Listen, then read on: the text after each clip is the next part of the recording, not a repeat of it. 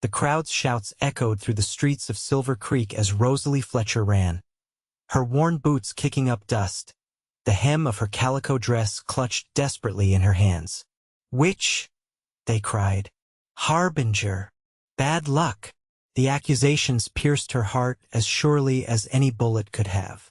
It was 1875 and superstition still held sway over reason in this corner of the Montana Territory. "Don't let her get away." Sheriff Donovan's voice boomed above the others. "She brought the drought. She brought the fever that took the Miller boy." Rosalie's lungs burned as she pushed herself harder, the bundle of her meager possessions bouncing against her back. 3 deaths, a failed harvest, and a mine collapse had been all it took for the townsfolk to turn on her.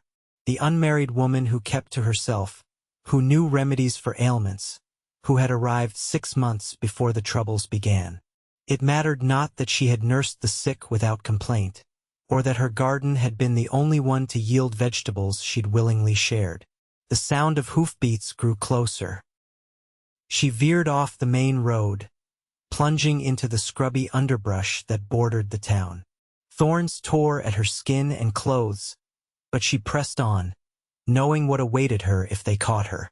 She'd seen what happened to Widow Jensen in the last town, the humiliation, the torment, the final exile that left her to die alone in the wilderness. Rosalie's foot caught on an exposed root, sending her tumbling down a slight embankment. She landed hard, the breath knocked from her lungs. As she struggled to rise, the sound of a rifle being cocked froze her in place. "You best stay where you are, miss," came a low, steady voice. Rosalie looked up slowly, her vision blurred by tears and exhaustion.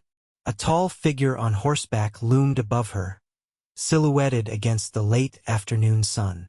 She could make out a wide-brimmed hat, broad shoulders, and the glint of a rifle barrel. "Please," she whispered. "I've done nothing wrong." The man shifted in his saddle, and for the first time, she could see his face weather-worn and serious, with eyes the color of a summer sky. A thick beard covered his jaw, and strands of dark hair peeked out from beneath his hat. "I reckon those folks chasin' you have a different opinion on that matter," he said, though his tone held no accusation. The shouting grew louder. Rosalie scrambled to her feet, wincing at the pain in her ankle. "They'll kill me," she said simply. The man studied her for a long moment, then glanced toward the advancing search party. With a decisive movement, he extended his hand. "Isaac Reed," he said. "And I think it's time we were going, madam." Rosalie hesitated for only a second before grasping his calloused hand. With surprising strength, he pulled her up behind him on the horse. "Hold tight," he instructed, and she wrapped her arms around his waist just as he spurred his mount forward. They rode hard for what seemed like hours, the terrain growing rougher and more desolate. The sounds of pursuit faded and eventually disappeared altogether, but Isaac maintained their pace, navigating the horse through narrow passes and across shallow streams with the confidence of one who knew the land intimately. Night had fallen by the time they slowed. Rosalie, nearly delirious with exhaustion, barely registered when they stopped at a small cabin nestled against a rocky hillside. Isaac dismounted and helped her down, catching her when her legs buckled beneath her. "Easy now," he murmured, supporting her weight with an arm around her waist. "You're safe here." The cabin was sparse but tidy. A stone fireplace dominated one wall, and simple furniture, a table, 2 chairs, a narrow bed filled the single room. Isaac guided her to the bed and gently lowered her onto it. "Rest," he said, moving to light a lamp. "No one will find you here." Rosalie wanted to ask questions: who he was, why he had helped her, what would happen next, but exhaustion claimed her before she could form the words. She awoke to sunlight streaming through a small window and the smell of coffee. For a moment, disorientation gripped her, but then the events of the previous day came rushing back. She sat up with a gasp, wincing at the soreness in her body. Isaac was seated at the table, whittling a piece of wood. He looked up at her movement. "Morning," he said. "There's coffee if you want it. And some biscuits." Rosalie pushed herself to her feet, smoothing her tattered dress self-consciously. "Thank you," she said, her voice raspy, "for everything. You saved my life." He shrugged, setting aside his carving. Couldn't let a mob take justice into their own hands. Not right. "They weren't seeking justice," she said quietly, accepting the cup of coffee he offered. "They were looking for someone to blame. Folks get scared. They do foolish things." He gestured for her to sit. "You want to tell me what happened?" Rosalie sipped the strong, bitter coffee, gathering her thoughts. "My name is Rosalie Fletcher. I came to Silver Creek last winter, looking for work. I'm good with herbs, with healing. For a while things were fine. I helped where I could. But then," she shook her head, "a drought came. Sickness followed. A section of the mine collapsed." "And they blamed you?" Isaac's expression darkened. "They needed someone to blame," she repeated. "The new woman living alone, knowing things most don't. It wasn't the first time I've been driven out of a town." She looked down at her cup. "Just the first time they came after me with such hatred." Isaac was quiet for a moment. "People fear what they don't understand," he finally said. "And out here, fear can turn deadly fast." "Why did you help me?" Rosalie asked. "You don't know me. I could be everything they claimed." A faint smile touched his lips. "Are you?" "No." "Then that's all I need to know." He stood, moving to the fireplace to add wood to the embers. "I've seen enough injustice in my time to recognize it when I see it." "What will you do with me now?" she asked, unable to keep the trepidation from her voice. Isaac turned to face her, his expression serious. "That depends on you. You're welcome to stay here until you're recovered enough to move on. Or—" he hesitated. "This is a big spread. Lonely, but safe. I could use help around the place. Someone who knows herbs might be useful. We're 2 days' ride from the nearest doctor." Rosalie stared at him, surprised by the offer. "You'd let me stay? Knowing what happened? Like I said, you're safe here. No one from Silver Creek comes this way." He paused. "It's your choice." She looked around the small cabin, then back at the man who had saved her. A stranger, and yet she felt no fear in his presence. Only a calm assurance that his word was good. "I'll stay," she said, "at least for a while, until I figure out what's next." Isaac nodded, as if he'd expected no other answer. "Good. Now let's see to that ankle of yours. Then I'll show you around."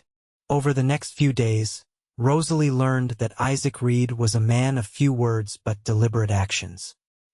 His ranch was modest, a small herd of cattle, a vegetable garden struggling against the dry conditions, a barn with 2 horses besides the one he'd ridden to her rescue. He lived alone, save for a dog named Rufus who seemed perpetually suspicious of the new arrival. "What brought you out here?" she asked on the 3rd evening. As they sat on the porch watching the sunset paint the sky in brilliant oranges and pinks, Isaac was silent for so long that she thought he might not answer. "War," he finally said. "After Appomattox, I couldn't go back to Virginia. Too many ghosts. Came west instead. Found this place 5 years ago." He sipped his coffee. "It's quiet. Suits me." "You fought for the Confederacy?" she asked cautiously. He nodded. "Not by choice. My father owned land, slaves. I was raised to believe it was right." His jaw tightened. "Learned different in the war. Saw too much death to believe any of it was worth fighting for." Rosalie studied him in the fading light. There was pain in his eyes, old but unhealed. "I'm sorry," she said softly. "What about you?" he asked, clearly wanting to shift the focus from himself. "Where are you from?" "Pennsylvania originally. she replied. My father was a doctor. He taught me what he knew about plants, about healing. She smiled at the memory. My mother thought it improper, but he insisted. Said knowledge should never be wasted. They're gone. Isaac asked gently. Yes, influenza 6 years ago. I was 19. Rosalie looked down at her hands. After they died, there was nothing for me there. I headed west, thinking I might find a place to belong. And have you? She met his gaze. Not yet. The next morning, Isaac announced he needed to ride to the nearest trading post for supplies. Will you be all right here alone? He asked, saddling his horse. Rosalie, who had been helping tend the garden, nodded. I'll be fine. I could preserve some of these vegetables while you're gone.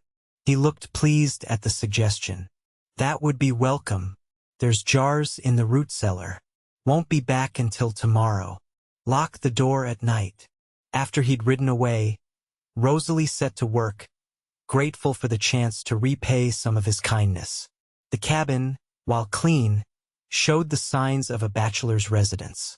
She swept and scrubbed, organized his meager collection of books, and mended a shirt she found with a torn sleeve.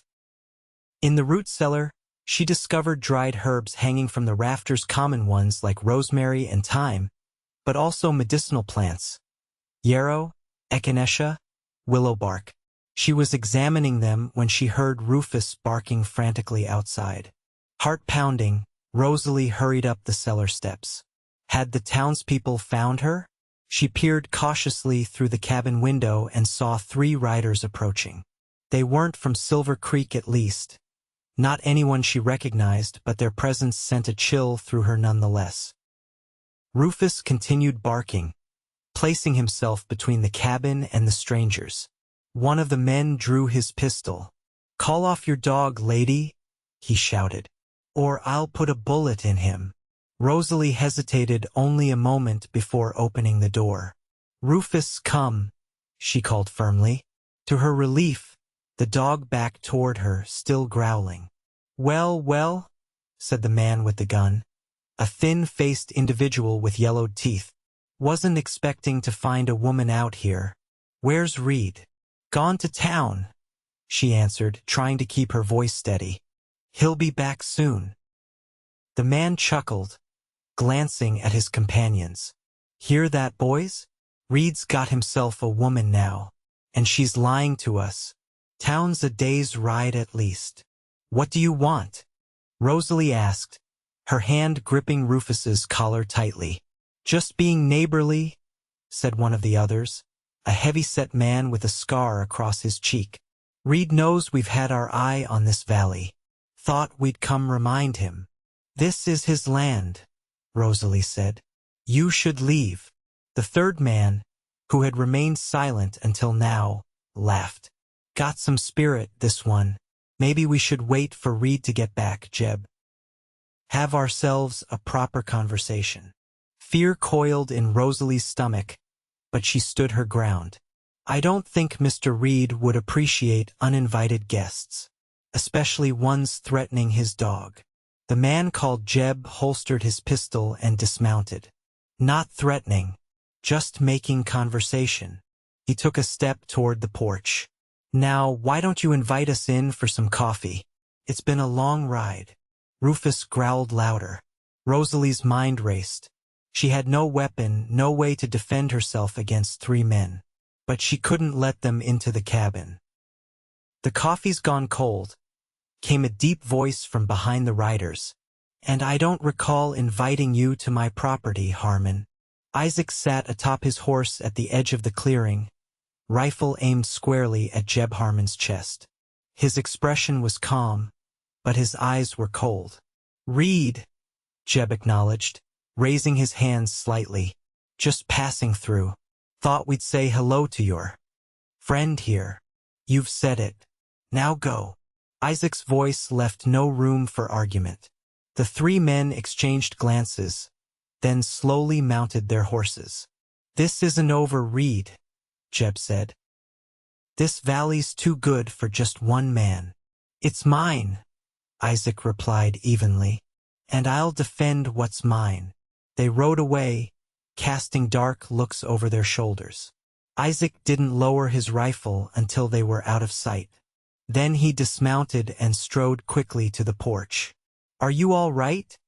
he asked Rosalie, his eyes scanning her for any sign of harm. "Yes," she assured him. "They just talked. Rufus kept them at bay." Isaac knelt to pat the dog. "Good boy." He straightened, looking troubled. "I shouldn't have left you alone. The Harmon brothers have been trying to push me off this land for 2 years now." "Why did you come back early?" Rosalie asked. "Had a feeling," he said simply. "Sometimes the hairs on the back of my neck stand up for no reason. Learned to listen to that during the war." He glanced at her. "Glad I did." That evening, as they ate the stew Rosalie had prepared, Isaac explained more about the Harmons. "They run cattle on the other side of the ridge. Want to expand. My water rights are what they're after. The creek that runs through the property is the only one that doesn't dry up in summer." "Will they come back?" Rosalie asked. "Eventually," he admitted. "But they won't catch me unprepared again." He studied her across the table. "This changes things. It's not as safe here as I promised." "I'm not afraid," she said, surprising herself with the truth of it. "I've faced worse than the likes of them." Isaac's expression softened. "You're a brave woman, Rosalie Fletcher." "Not brave," she corrected. "Just tired of running." Later, as Rosalie lay on the pallet Isaac had made for her near the fireplace, he had insisted on giving her the bed, but she had refused to displace him from his own home. She found herself thinking about the way he had looked at her over dinner. There had been something in his eyes, respect, certainly, but perhaps something more. Something that made her heart beat a little faster. It was foolish, she knew. She had been at the ranch less than a week. Isaac had shown her kindness, nothing more. And yet, she couldn't deny the warmth that spread through her whenever he was near. "Foolish girl," she whispered to herself. He offered sanctuary, not courtship. Nevertheless, as she drifted off to sleep, it was Isaac's face she saw, his rare smile, the way the sunlight caught in his beard, the gentleness in his hands as he tended a young calf. The next morning, Isaac was already gone when she awoke. A note on the table explained he was checking the boundary of his property, making sure the Harmons hadn't returned. Rosalie set about her day, starting bread dough and then venturing to the garden to harvest what vegetables were ready. She was kneeling among the plants when she heard the unmistakable sound of a rattlesnake. Freezing in place, she slowly turned her head to see the reptile coiled less than 3 feet away, its tail buzzing a warning. Rosalie had encountered rattlesnakes before and knew better than to make sudden movements. Very carefully, she began to back away. But as she shifted her weight, her foot slipped on the loose soil. The snake struck. She cried out as fangs sank into her calf, just above her boot. The snake retreated, then coiled to strike again. Without thinking, Rosalie grabbed the garden hoe and swung it, catching the rattler behind its head. Another swift blow killed it. Pain radiated up her leg. She knew she had minutes before the venom spread too far. Limping heavily, she made her way to the cabin, calling for Isaac even knowing he was too far to hear. Inside, she cut away her boot and the fabric of her skirt, examining the 2 puncture wounds now oozing blood. Working quickly despite her shaking hands, she found a knife and made a small X cut over each fang mark, then bent to suck out as much venom as she could, spitting it onto the floor. Next, she tied a bandage above the bite to slow the spread of poison.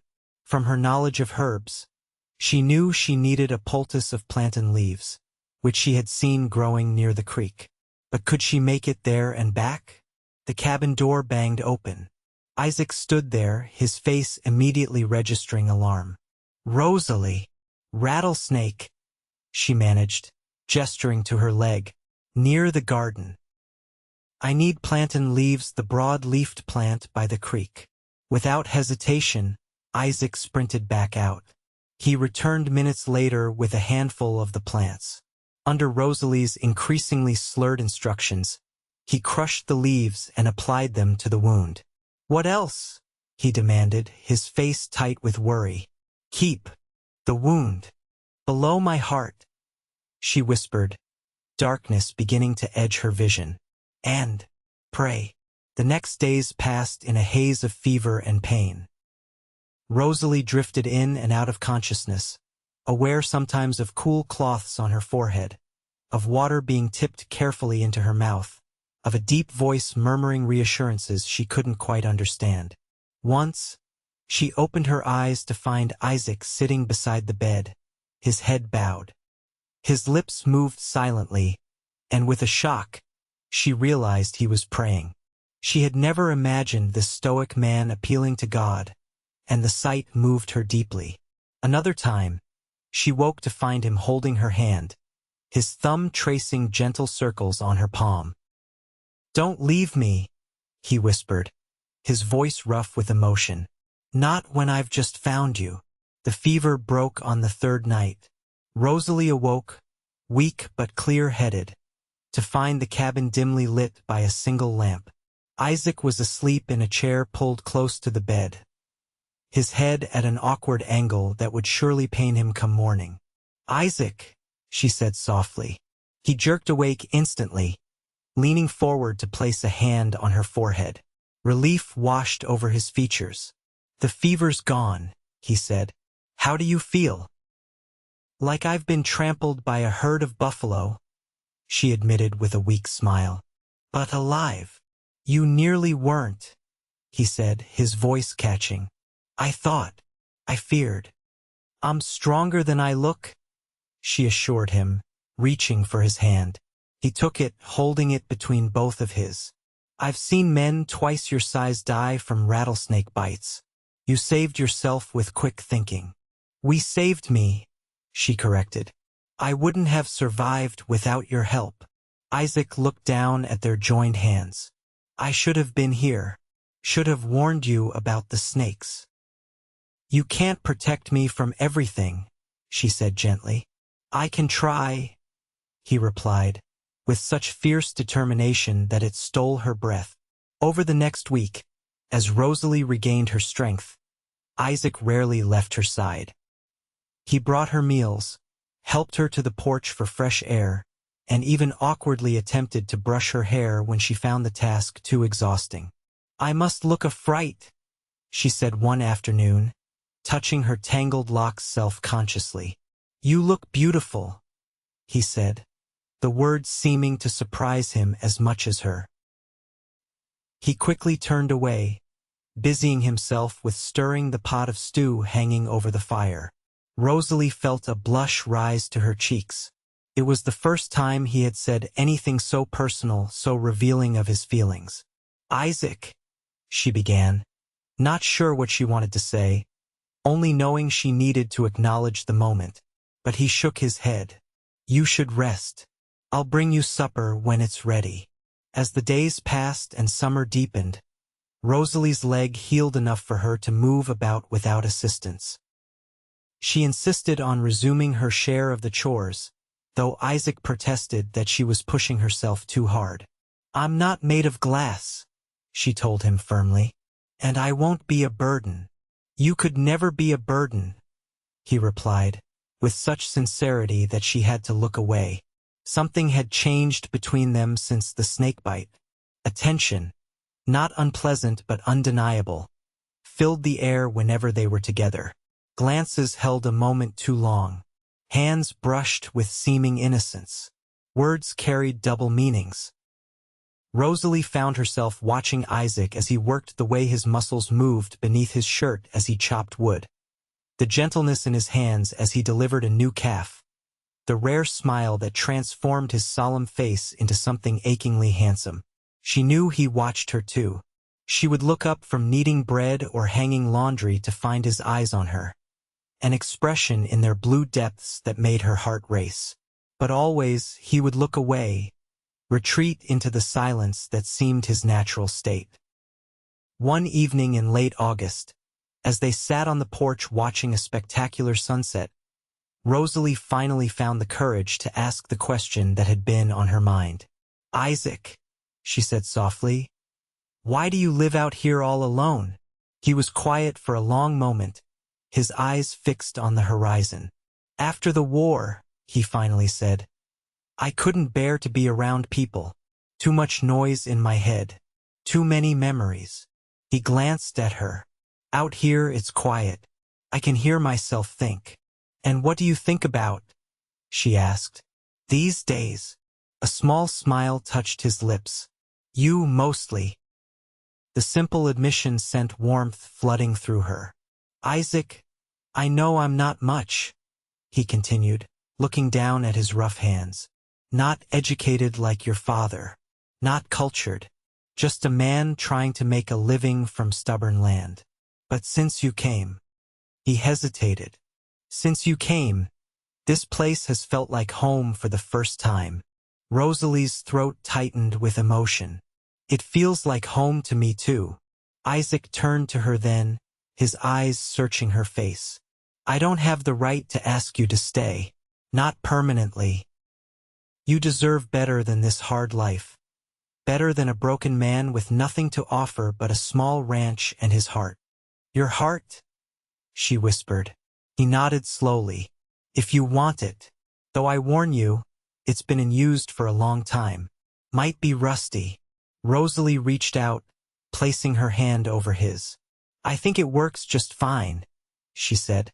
"And there's nothing I want more than to stay here. With you." Isaac's hand turned, his fingers lacing with hers. "I've been afraid to say it," he admitted. "Afraid that if I spoke the words you'd disappear. That it would turn out to be a dream." "Not a dream," she assured him. "I'm real, and I'm not going anywhere." He lifted their joined hands, pressing a kiss to her knuckles with a reverence that brought tears to her eyes. "I love you, Rosalie Fletcher. Have since the moment I saw you, though I was too stubborn to admit it even to myself." "I love you too, Isaac Reed," she replied, her voice thick with emotion. "More than I thought possible." He leaned toward her then, hesitantly, giving her every chance to pull away. But Rosalie met him halfway, her free hand coming up to touch his bearded cheek as their lips met in a gentle, questioning kiss that quickly deepened into something more certain, more passionate. When they finally parted, both breathless, Isaac rested his forehead against hers. "Stay with me," he whispered. "Be my wife." "Yes," she answered without hesitation. "Yes."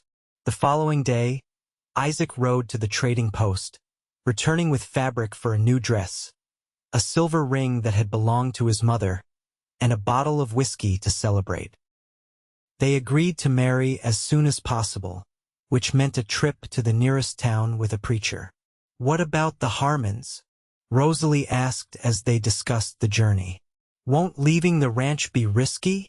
Isaac's expression darkened. "I won't let them dictate our lives. Besides, we'll only be gone 2 days at most. Rufus will guard the place." They set out a week later, with Rosalie riding the more docile of Isaac's 2 horses. The journey to the town of Pinecrest took most of a day, with them arriving just as the sun was setting. The small settlement consisted of a main street lined with basic businesses: a general store, a saloon, a blacksmith, and a small church. They took a room at the town's only hotel, with Isaac insisting on sleeping on the floor to preserve Rosalie's reputation until they were properly wed. The next morning, they presented themselves to Reverend Thomas, who agreed to perform the ceremony that afternoon. "Not many weddings out here," the elderly preacher commented as he prepared the church. "Especially not for a couple your age. Most folks marry young or not at all." "We found each other late," Isaac replied, his hand finding Rosalie's. "But better late than never." The ceremony was simple but meaningful, with only the Reverend's wife and the hotel proprietor as witnesses. Rosalie wore the new dress. Isaac had bought her, a deep blue that matched his eyes, and wildflowers he had picked along the way. When Reverend Thomas pronounced them husband and wife, and Isaac kissed her with uncharacteristic public display of affection, Rosalie felt a happiness she had never thought possible. They spent the night in the hotel as husband and wife, discovering each other with tender passion. In the quiet aftermath, as they lay tangled together in the narrow bed, Isaac traced patterns on her bare shoulder. "What are you thinking?" she asked, lifting her head from his chest to look at him. "That I never thought I'd have this," he answered honestly. "After the war, I was certain I'd live and die alone, that it was all I deserved. And now," she prompted. A smile slowly spread across his face. "Now I'm thinking about the children we might have, about building a bigger house, about growing old together and watching the seasons change year after year." Rosalie kissed him softly. "I like the sound of that." They returned to the ranch the following day, both eager to begin their life together properly. But as they crested the final ridge overlooking the valley, Isaac reined his horse to an abrupt halt. "No," he whispered. Rosalie followed his gaze and gasped. Smoke rose from where the cabin should be. Even from this distance, she could see that the structure was a blackened ruin. Isaac spurred his horse forward, Rosalie close behind. When they reached the clearing, the devastation was complete. The cabin was gone, reduced to charred timbers and ash. The barn had been partially burned as well, though it still stood. Of Rufus there was no sign. "Rufus," Isaac called, dismounting and moving through the destruction. "Here, boy." A weak whine came from the direction of the creek. Isaac ran toward the sound, Rosalie following as quickly as she could. They found the dog hidden among the reeds, injured but alive. Someone had struck him hard enough to break ribs, but the loyal animal had managed to drag himself to water. "Good boy," Isaac murmured, gently lifting the dog. "You did your best." They made a temporary shelter in the undamaged portion of the barn. While Isaac tended to Rufus, Rosalie salvaged what she could from the cabin ruins. Little remained: a few cooking pots, ironically the jars of preserved vegetables from the root cellar, some tools that had been stored in a metal box. "The Harmons," Isaac said that night, as they sat beside a small fire. His voice was flat, controlled, but Rosalie could see the rage burning in his eyes. "They waited until we were gone. What will we do?" she asked, leaning against his shoulder. "Rebuild," he said firmly. "This is our home. I won't let them drive us off." Over the next weeks, they did exactly that. Isaac cut timber from the nearby forest, and together they constructed a new cabin larger than the original, with a proper bedroom and a stone chimney. Neighbors from distant homesteads, hearing of their plight, came to help, raising the roof in a single day and staying for a celebration afterward. "Never thought Reed would take a wife," one old-timer commented to Rosalie as they shared coffee. "Too solitary," we all said. "You must be something special, madam." "He's the special one," she replied, watching as Isaac laughed at something another man had said, a rare, unguarded moment that warmed her heart. The Harmons made no appearance during the rebuilding, but their presence loomed like a storm on the horizon. Isaac took to carrying his rifle everywhere, and he insisted Rosalie learn to shoot as well. "I don't want to kill anyone," she protested as he set up targets behind the new cabin. "Neither do I," he replied grimly. "But I want you able to defend yourself if needed." Autumn came, painting the valley in golds and reds. The new cabin was snug against the cooling nights, and Rosalie had never been happier despite the lingering threat. She and Isaac fell into an easy rhythm together, working side by side during the day and finding joy in each other's arms at night. It was in October that Rosalie realized she was with child. She kept the knowledge to herself for a week, wanting to be certain before she told Isaac.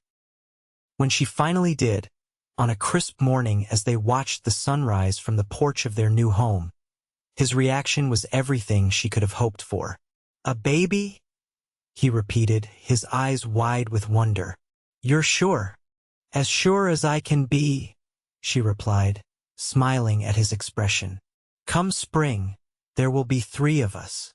Isaac dropped to his knees before her, placing his hands reverently on her still flat stomach. "Hello, little one," he whispered. "Your mother and I are very glad you're coming." Then he looked up at Rosalie, his eyes shining with unshed tears. "Thank you," he said simply, "for everything." The joy of impending parenthood made the threat of the Harmons seem both more distant and more urgent. Isaac worked with renewed determination to prepare the ranch for winter, to ensure they would be safe and comfortable when the snow came. It was during this time that Rosalie received an unexpected visitor. She was alone at the cabin, Isaac having ridden out to check on the cattle, when a wagon pulled up outside. A woman in her 50s, with iron-gray hair and a careworn face, climbed down and approached cautiously. "Mrs. Reed," she called. "Might I have a word?" Rosalie stepped onto the porch, one hand instinctively going to her stomach in a protective gesture. "Yes, I'm Martha Harmon," the woman said. "Jeb and Frank's mother." Rosalie tensed. "My husband isn't here." "It's you I came to see," Martha replied. "Woman to woman." She gestured to the porch. "May I?" After a moment's hesitation, Rosalie nodded. They sat in the chairs Isaac had crafted, an awkward silence stretching between them. "I know what my boys did," Martha finally said. "Burning your home. It was wrong." "Yes," Rosalie agreed simply. "It was." Martha sighed heavily. "They've always been hot-headed, even as children. Their father was the same way. But this feud with your husband has gone too far." "It's not a feud," Rosalie corrected. "Your sons want what isn't theirs. Isaac is defending what is." "Perhaps," Martha acknowledged. "But I'm afraid of what will happen next. Afraid someone will die." She looked directly at Rosalie. "I've lost a husband and 2 sons already. I don't want to bury any more family." Rosalie felt a reluctant sympathy for the woman. "What do you propose?" "Talk," Martha said. "Just talk. Bring your husband to our ranch tomorrow. I'll make sure the boys behave." She stood. "Please consider it. For all our sakes." After she had gone, Rosalie sat for a long time, considering the offer. When Isaac returned, she told him of Martha's visit and her request. "It's a trap," he said immediately.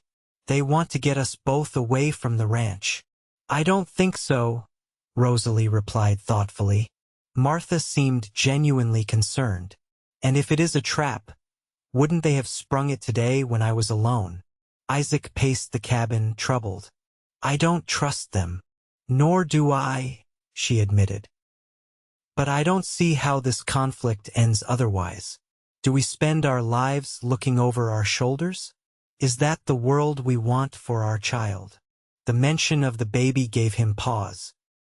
He placed a hand on her shoulder, his expression softening. "No, that's not what I want." He sighed. "All right, we'll go tomorrow. But we go armed and we stay alert." The Harmon Ranch was larger than Isaac's, with more outbuildings and a 2-story house that spoke of relative prosperity. As they rode into the yard, Rosalie noticed 3 men watching them from the barn. Jeb and his brothers, no doubt. Isaac's hand stayed near his pistol. Martha met them on the porch, gesturing for them to dismount. "Thank you for coming," she said. "Please, come inside." The interior of the house was comfortable if worn, with well-used furniture and faded curtains. A large table dominated the main room, set with coffee cups and a plate of biscuits. "Sit," Martha invited. "The boys will be in shortly." Isaac helped Rosalie to a chair but remained standing himself, his posture tense. "I'd rather know why we're here first." Martha's expression was weary but determined. To end this nonsense before someone gets hurt or killed. The door opened, and the three Harmon brothers entered. Jeb, the eldest, nodded curtly to Isaac. Reed, Harmon. An uncomfortable silence fell. Rosalie, sensing the tension could easily erupt into violence, decided to take control of the situation.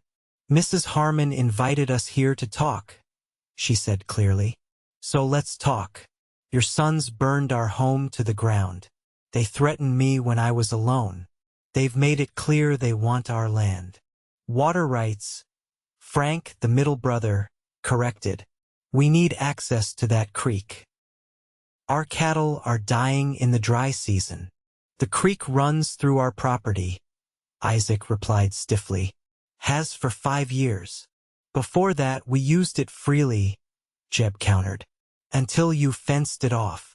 Because your cattle were trampling the banks, muddying the water. Isaac shot back. I offered to work out a schedule for access.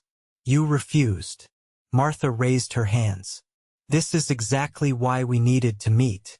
Both sides have grievances. Both sides have rights. Surely there's a solution that doesn't involve burning homes or pointing guns. Rosalie looked at the older woman with newfound respect. What do you suggest? Share the water, Martha said simply.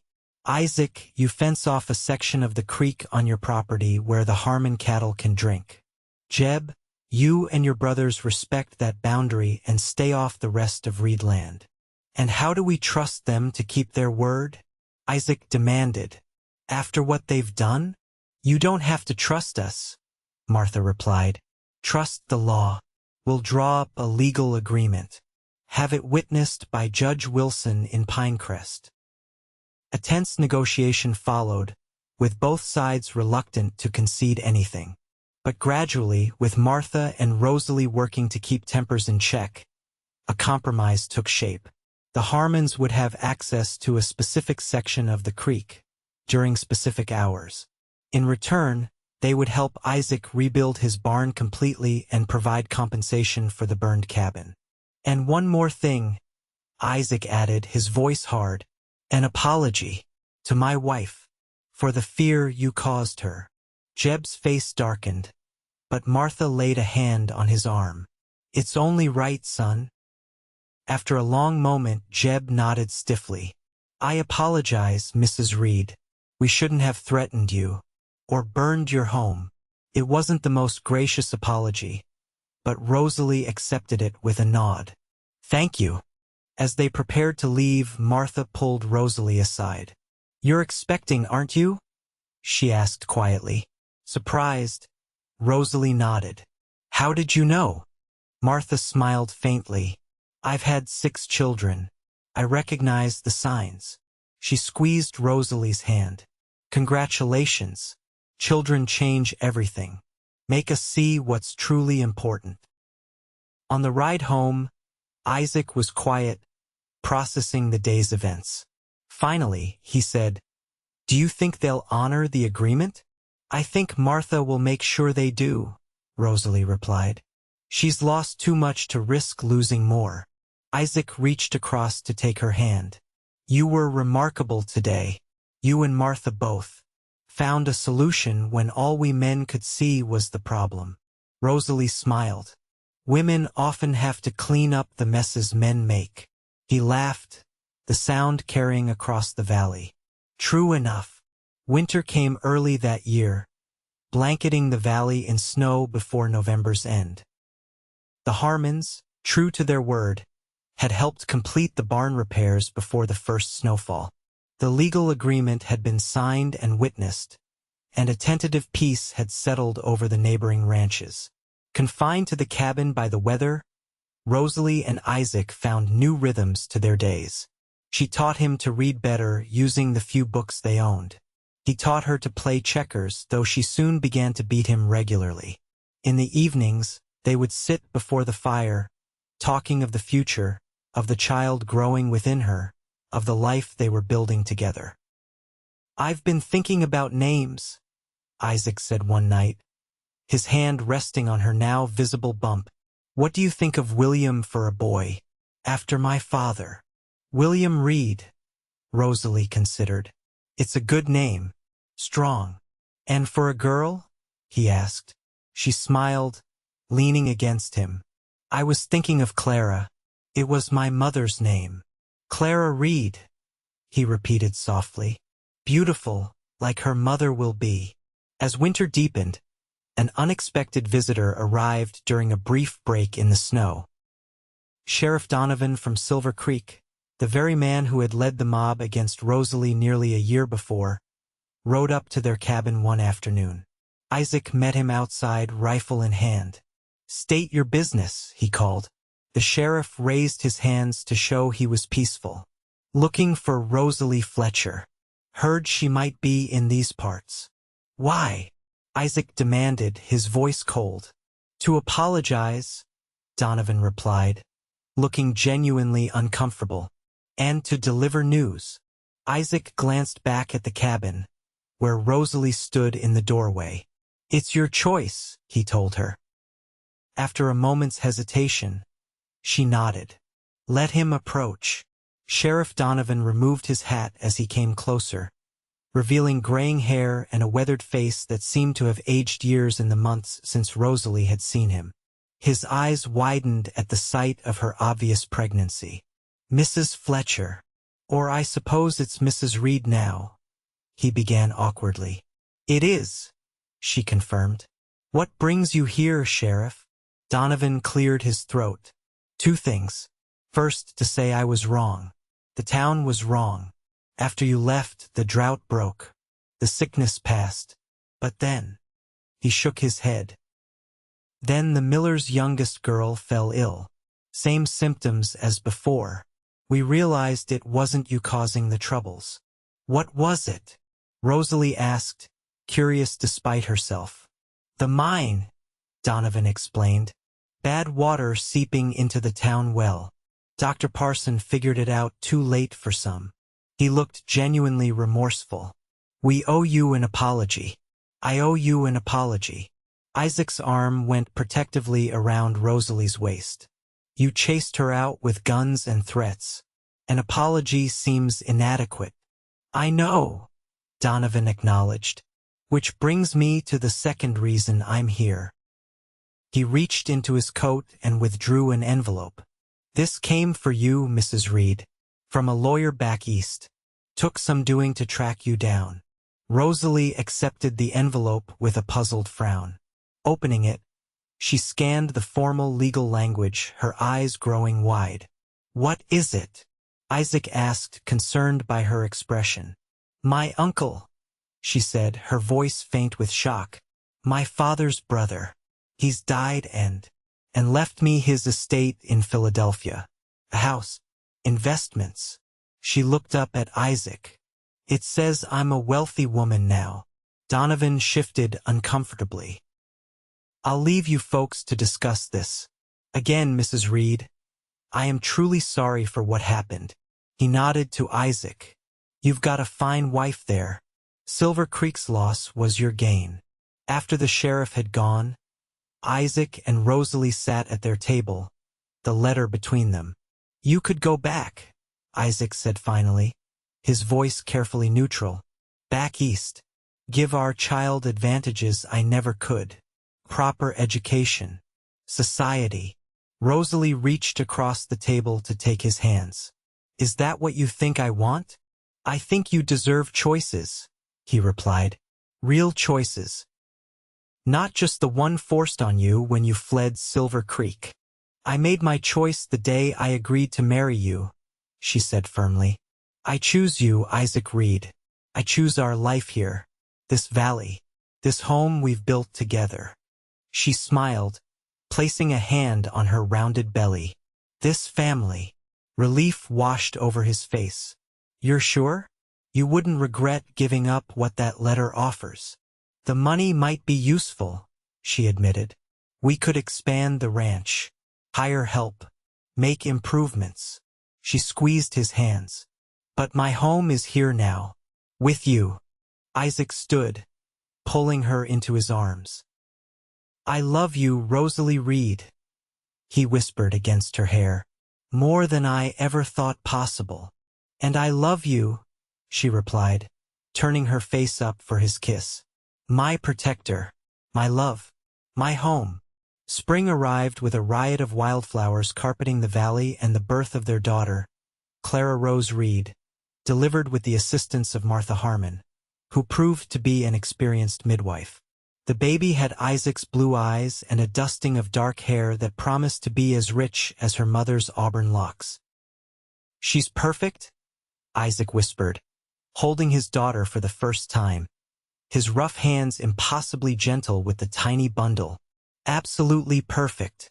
As Rosalie watched her husband with their child, she reflected on the strange path that had brought her here. Chased from town as a harbinger of bad luck, she had found the greatest fortune imaginable: love, family, home. The superstitions that had nearly cost her life had instead led her to a life more blessed than she could have imagined. By summer, with the money from Rosalie's inheritance, they had expanded the ranch, adding a proper guest room to the cabin and hiring 2 hands to help with the increasing herd of cattle. Isaac, who had lived so long in isolation, adapted surprisingly well to having others around, though he still treasured the quiet evenings alone with his wife and daughter. Any regrets? He asked Rosalie one evening, as they sat on the porch watching the sunset, baby Clara sleeping in her mother's arms. About what? She asked, looking up at him. Any of it, he replied. Being chased from Silver Creek. Meeting a lonely cowboy with more scars than prospects. Building a life in this wilderness. Rosalie smiled, leaning against his shoulder. Not one, she assured him. It seems to me that what others called bad luck was actually the best fortune of my life. Isaac bent to kiss her gently, then pressed another kiss to his daughter's forehead. Mine too, he said. Without a doubt, mine too. And as the sun sank behind the mountains, painting the valley in shades of gold and promise, Rosalie knew with absolute certainty that she was exactly where she was meant to be, not a harbinger of misfortune, but a creator of joy, building a legacy of love in this wild, beautiful land they now called home. Years passed, and the Reed Ranch prospered. Clara grew into a spirited girl with her father's determination and her mother's healing touch. She was joined by 2 brothers, William, steady and thoughtful, and James, adventurous and quick to laugh. The cabin expanded again and again, eventually becoming a proper house that stood as a testament to Isaac and Rosalie's enduring partnership. The Harmons became, if not friends, then respectful neighbors. The water-sharing agreement held, and over time, the 2 families even cooperated on cattle drives and barn raisings. Martha Harmon became a frequent visitor, teaching Rosalie old remedies and helping with the children. Rosalie's reputation as a healer spread throughout the region. People came from distant homesteads seeking her knowledge of herbs and her gentle care. Isaac built her a small structure near the house where she could see patients and prepare her remedies. She never turned anyone away, regardless of their ability to pay. You're still healing people, just like your father taught you, Isaac observed one evening, after she had treated a cowboy's badly broken arm, and teaching our children the same. It feels right, Rosalie replied, watching as Clara carefully labeled jars of dried herbs under her direction. Using what I know to help others. No one calls you bad luck now, he said with a smile. She laughed softly. No, they don't. Though Mrs. Thornton did eye me suspiciously when her bread failed to rise last week. Isaac pulled her close, his beard now streaked with silver but his eyes still as blue and clear as the day they met. Their loss was my gain, he murmured. The greatest luck of my life was finding you running through those woods. And mine was being chased there, she replied, standing on tiptoe to kiss him. As the seasons turned and the years passed, their love only deepened, tempered by shared joys and sorrows, by the challenges of ranching life, by the raising of their children. The lonely cowboy and the woman branded as bad luck had found in each other not just safety, but the rarest fortune of all, a love that transformed them both, healing old wounds and creating a legacy that would endure long after they were gone. In the end, it wasn't luck at all. Rosalie often thought as she watched her family gathered around the dinner table, it was choice. The choice to trust when trust seemed foolish. The choice to stay when running would have been easier. The choice to love, fully and completely, even when the world had given them every reason to guard their hearts. And it had made all the difference.